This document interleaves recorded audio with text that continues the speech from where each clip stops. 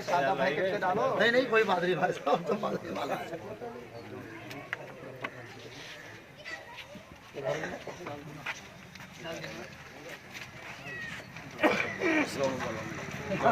ना कोई बात नहीं। तान मरदूद से बिस्मिल्लाहिर्रहमानिर्रहीम शुरू करता हूँ अल्लाह के नाम से जो बड़ा मेहरबान निहायत रहम वाला है। मोहतरम हजरात,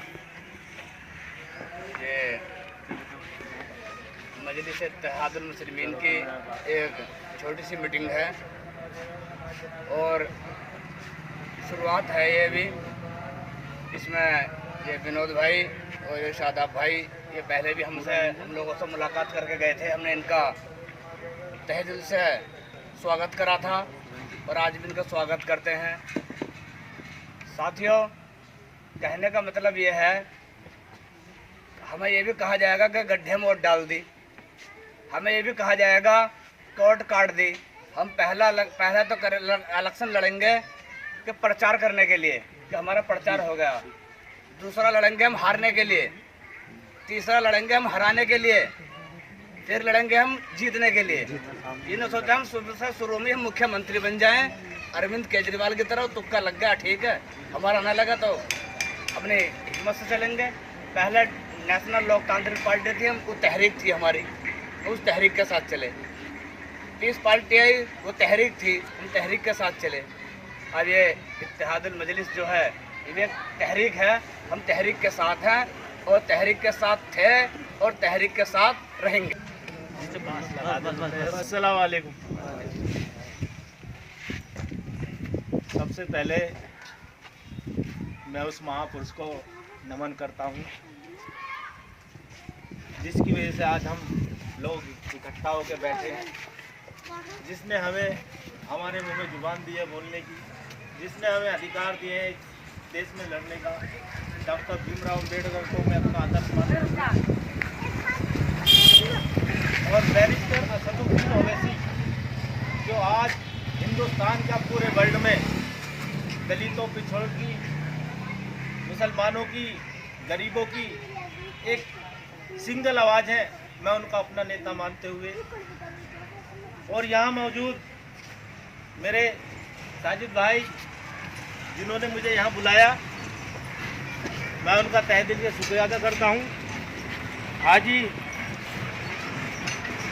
अशरफ साहब हैं, शहजाद भाई हैं, मोहम्मद इरफान है, नेताजी शौकीन है, चौधरी इरफान खान है, मोहम्मद फरमान जी हैं, ग्यासुद्दीन जी हैं, साकिब अली साहब हैं, उनमें आए हुए हैं, मैं नाम से वाकिफ नहीं हूँ, और ललियाना से ही प्रधान जी हैं। सभी का मैं शुक्रिया अदा करता हूँ कि आप लोगों ने अपना कीमती वक्त निकाल कर करने के लिए हम पे जो उपकार किया है, हमें यहाँ बुलाया है, मैं उसका तहे दिल से शुक्रिया अदा करता हूँ। मेरे साथ मवाना से चलकर आए हमारी विधानसभा के शादाब चौधरी साहब हैं, मवाना के सभासद वार्ड 22 से महमूद शेख। हमारा कारवां आज यूं ही इतना बड़ा नहीं हुआ, ये कहीं ना कहीं आप सब लोगों की दुआओं का असर है, कहीं ना कहीं शादाब भाई की, अल्तमस भाई की, महमूद भाई की और आप सब लोगों की मेहनत का असर है, जो आज हमें इस क्रांतिकारी धरती पर आने का और यहाँ अपने विचार रखने का मौका मिला। दोस्तों, यूँ तो बहुत सारी पार्टियां आपके सामने आई हैं और आती रहेंगी, लेकिन मैं आपको दावे के साथ कह सकता हूं कि जैसा नेता हमारा है, आने वाले 100 साल तक ऐसा नेता आपको मिलने वाला नहीं है। आज उस इंसान ने दलितों को, मुसलमानों को मुंह में जुबान दे दी है, बोलना क्या होता है वो सिखा दिया है। जिस प्रकार बाबा साहब ने हम लोगों के लिए पानी के लिए जंग करी, हम लोगों को हमारे अधिकार दिलाने के लिए जंग करी, उसी प्रकार आज बैरिस्टर ओवैसी साहब आपको आपका अधिकार दिलाने के लिए संसद से लेकर सड़क तक आपकी आवाज़ उठा रहे हैं, आपको हक दिलाने के लिए आपकी आवाज़ को बुलंद कर रहे हैं। आप लोगों को ये भी मालूम नहीं था CAA NRC है क्या। अगर बैरिस्टर साहब संसद के अंदर बिल नहीं फाड़ते तो आप लोगों को ये भी नहीं पता चलता कि आप कब लोग डिटेंशन सेंटर में पहुंच जाते। 10,000 डिटेंशन सेंटर जो है बन कर तैयार हो चुके हैं।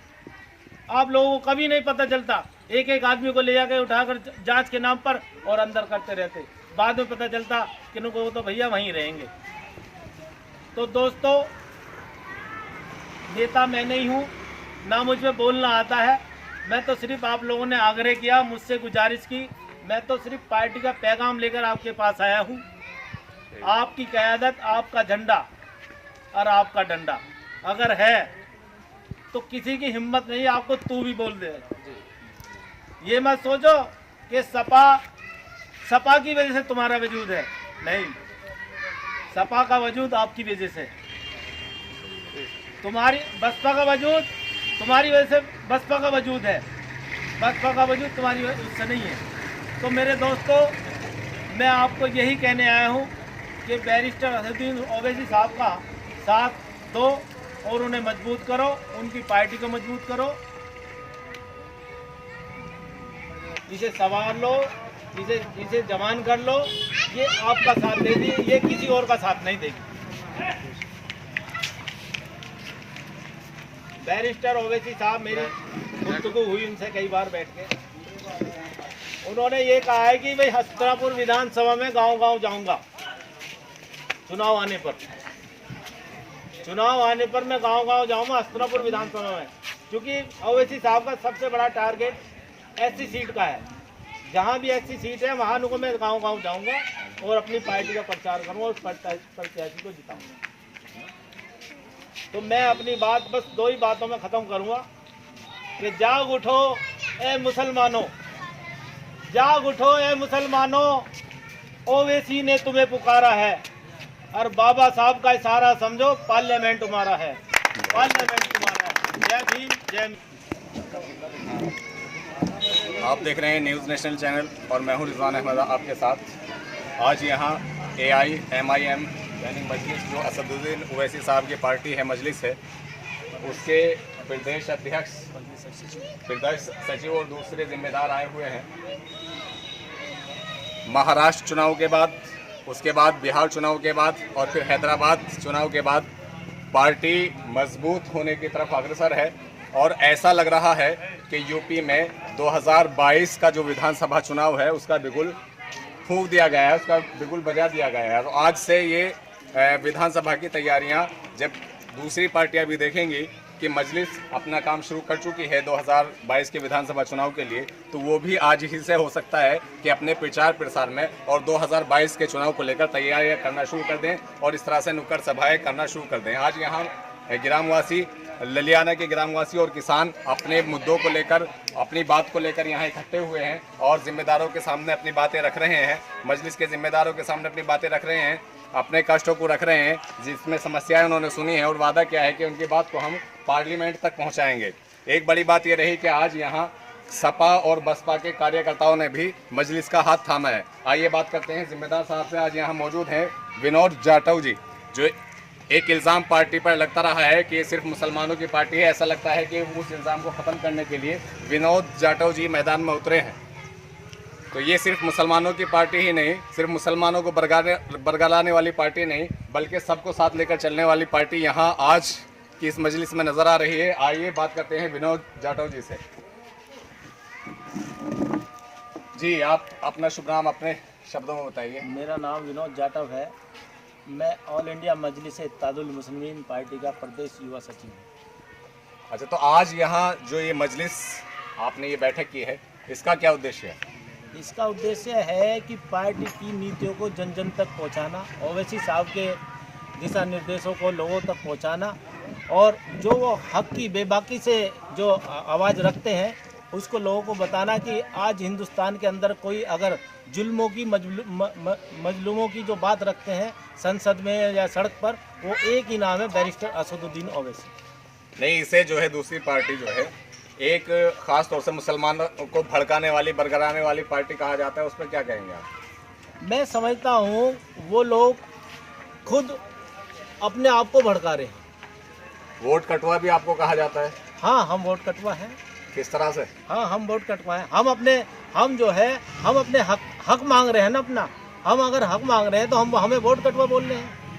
अभी जो ये हाल ही में 2 चुनाव हुए हैं, एक बिहार का और एक हैदराबाद म्यूनसिपैलिटी का जो चुनाव हुआ है, उसके बाद ऐसा प्रतीत हो रहा है कि एक नई ऊर्जा मिली है। आपका क्या कहना है इसके बारे में पार्टी? मैं पहले ये आपको जवाब देना चाहूँगा कि अगर हम वोट कटवा होते तो हम बिहार में और हैदराबाद में और महाराष्ट्र में सीट कैसे जीतते हैं बताइए। क्या वहाँ कोई हिंदू भाई भी हमारा मजलिस से लड़ा है और जीता है? हाँ, मजलिस से हमारे लड़े हैं। अभी हमारे हैदराबाद में लड़े हैं मजलिस से 6 प्रत्याशी हमारे हिंदू भाई जो है जीते हैं, जिसमें दलित भी है और लोग भी हैं, पंडित भी हैं। तो अब पार्टी का 2022 के लिए क्या टारगेट रहेगा यहाँ उत्तर प्रदेश में? 2022 का हमारा टारगेट रहेगा ज़्यादातर सभी सीटों पर हम चुनाव लड़ेंगे। नहीं, किसको साथ लेकर चलेंगे? मुद्दा क्या होगा? मुद्दा दलित मुस्लिम उत्पीड़न का होगा और लोगों की बदहाली का होगा, किसानों की समस्या का होगा।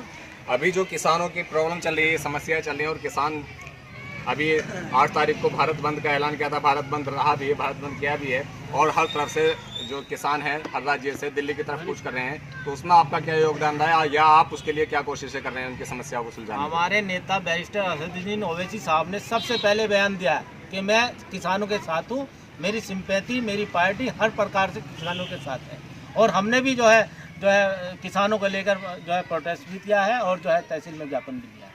नहीं, आपने तहसील लेवल पर ज्ञापन दिया है, बट दूसरे जो जिम्मेदार हैं पार्टियों के जो नेता हैं, जो राष्ट्रीय अध्यक्ष हैं या महासचिव हैं, वो राष्ट्रपति से भी अपने बात को लेकर, किसानों की समस्याओं को लेकर मिले हैं। उसमें कहीं आपकी पार्टी का क्या रोल रहा है, उसे बताइए ज़रा। नहीं, हमारी पार्टी का रोल है, हमारे बैरिस्टर साहब जो हैं संसद के अंदर भी आवाज़ उठाई है और राष्ट्रपति महोदय को भी उन्होंने लेटर लिखा है किसानों की समस्या को लेकर। अभी हैदराबाद चुनाव में बीजेपी ने लोकल टू वोकल के नाम से चुनाव लड़ा है और सारी पार्टी जितने भी यहाँ तक के राष्ट्रीय अध्यक्ष और गृह मंत्री तक चुनाव में कूद गए हैं।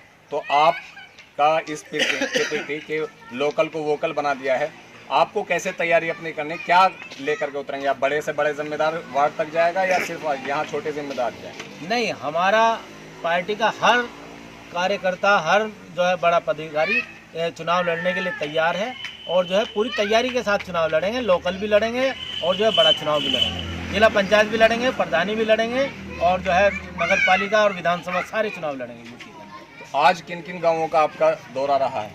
आज हम खासकर तो जो है आज यहाँ ललियाना गाँव में आए हैं, लेकिन अब जाते हुए हमारा सोनत में भी प्रोग्राम है। तो आगे की रणनीति आपकी क्या रहेगी? आगे की रणनीति यही है कि गांव-गांव डोर टू डोर जाएंगे, सदस्य बनाएंगे लोगों को। हमारा करीब 21,000 सदस्य यहाँ हसनपुर विधानसभा में बनाने का लक्ष्य है। तो ये कब तक लक्ष्य रखा और यहाँ भी आज सदस्यता सुना है ग्रहण की है, तो कितने लोगों ने की? यहाँ भी लगभग 100 से ज़्यादा लोगों ने जो है सदस्यता ग्रहण की है और जो है डोर टू डोर सदस्यता अभियान चलता रहेगा। मैं समझता हूँ करीब 5,000 लोग यहाँ गए सदस्यता ग्रहण करें। अच्छा, अभी आपने एक बात कही थी कि स्पेशली हस्तिनापुर विधानसभा में असदुद्दीन ओवैसी साहब जो पार्टी के राष्ट्रीय अध्यक्ष हैं, वो डोर टू डोर जाएंगे, हर कार्यकर्ता से मिलेंगे, हर घर में जाकर बात करेंगे। वो कब से इनका प्रोग्राम शुरू होगा? वो जैसे ही चुनाव का जो आगाज़ होगा 2022 का, तो उससे पहले वो यहाँ आएंगे, अपनी एक सभा करेंगे और फिर पूरी विधानसभा में घूमेंगे, डोर टू डोर जाएंगे। ये थे विनोद जाटव जी, जो अभी हमसे बातें कर रहे थे, आप हमारे चैनल पर अपनी बात रख रहे थे। अभी यहाँ जो मजलिस हुई है उसके बारे में बता रहे थे और पार्टी का क्या लक्ष्य है, पार्टी ने रखा है 2022 के विधानसभा चुनाव के लिए और किस तरह से वो अपना योगदान यहाँ की विधानसभा में देना चाहते हैं या जीत कर आना चाहते हैं, कितने लोगों को, किन कम्युनिटीज़ को साथ लेकर, वो सबको साथ लेकर चलना चाहते हैं, विकास के मुद्दों पर बात करना चाहते हैं, किसानों की समस्याओं को लेकर आगे बढ़ना चाहते हैं। देखते रहिए न्यूज़ नेशनल चैनल। मैं हूं रिजवान अहमद आपके साथ। धन्यवाद।